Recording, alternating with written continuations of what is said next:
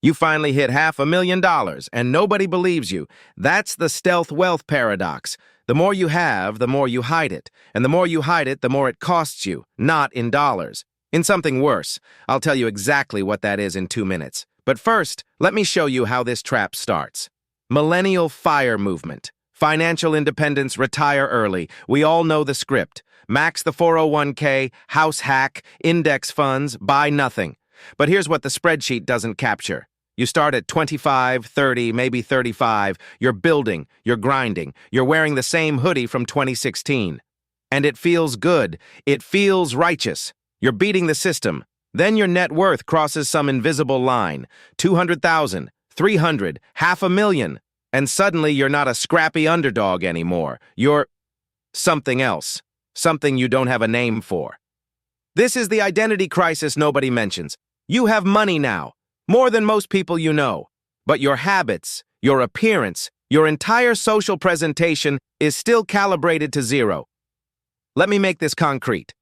Sarah, 32, software engineer in Austin, net worth $470,000, rents a room in a group house, drives a 2009 Corolla, makes $72,000 a year at her day job.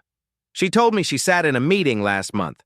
Her boss complained about money. Her boss, who makes maybe half what Sarah has invested. And Sarah had to perform sympathy, had to nod along. Inside, she felt like an alien. That's the first cost of stealth wealth, cognitive load, the constant performance of being someone you're not. It's low-grade anxiety that compounds, like a second job you don't get paid for, but it gets more expensive.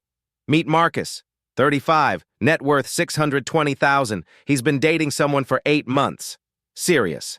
Hasn't mentioned his actual financial situation. Not a single number. Every dinner, every trip, every conversation about the future, he's calculating. What can I say? What can't I say? When do I finally reveal this? The relationship advice he'll never get from a finance book. Your net worth is now a secret you're keeping from the person you might build a life with. Here's where I need to be precise. I'm not saying tell everyone everything. Privacy matters. What I'm saying is, stealth wealth has stealth costs, and they're psychological, social, sometimes relational. Let me show you the mechanism. When your spending doesn't match your wealth, your brain creates a story. For a while, the story is, I'm disciplined, I'm smart, I'm winning. Then the story shifts, without warning, to, I'm fake, I'm hiding. Do I even need this money? What's it for? You cross the finish line of the race you trained for, and now you're standing in an empty parking lot wondering why you ran. This is the paradox. Looking poor becomes expensive because it severs your internal coherence. Who you are, what you have, what you show, none of them match. Some people solve it by spending. The pendulum swing. Suddenly, it's the luxury apartment, the watch, the thing they denied themselves for a decade, often too much, too fast, for the wrong reasons. Others solve it by isolation. They withdraw. Fewer friends, less community. Because every interaction requires the performance, and the performance exhausts them. Neither solution is good. So what actually works? First, name the transition. You're not a beginner anymore. That identity expires. Build a new one deliberately, not from consumption, from values. What do you actually care about now? Second, calibrated disclosure. You don't owe anyone your brokerage statement. But 1 or 2 people in your life should know the real number. Not for bragging, for sanity, for the relief of not performing. Third, and this is the hard one, spending alignment. Not spending more, spending differently, intentionally. The goal isn't to look rich. It's to stop the internal war between what you have and what you permit yourself. Let me be direct about something. $500,000 isn't retirement, not anymore, not for a 30-year-old.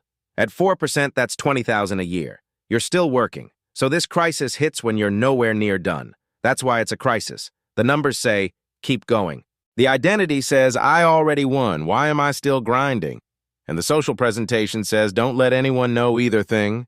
I want to give you a specific reframe that helped me. Stop thinking about stealth wealth as hiding from others. Start thinking about it as choosing your audience. Your financial situation isn't public information. It's private data. You share private data with people who've earned access to your private life. That's not deception, that's boundaries. But boundaries require you to know where you stand. Most stealth wealth practitioners don't.